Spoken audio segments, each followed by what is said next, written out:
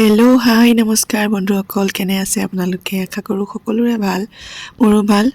আৰু আজি মই বনাবলৈ লৈছোঁ পিলো কভাৰ।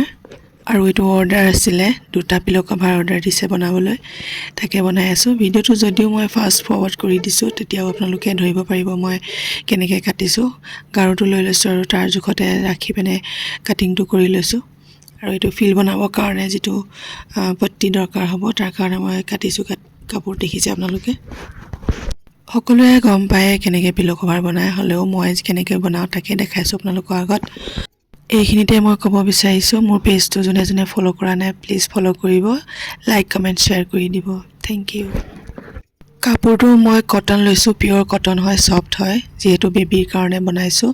আৰু গৰম দিনো আহি আছে, এতিয়া নেক্সট মান্থতে ডেলিভাৰী হ'ব। তেওঁলোকে বিচাৰিছে যে কাপোৰটো ভাল হয়, চ' মই ভালটো কাপোৰ আনি দিছোঁ, ছফ্ট হয়। তেওঁলোকে আই হোপ তেওঁলোকে কাপোৰটো ভাল পাব, কিন্তু এতিয়ালৈকে তেওঁলোকে দেখা নাই মই কেনেকুৱা আনিছোঁ।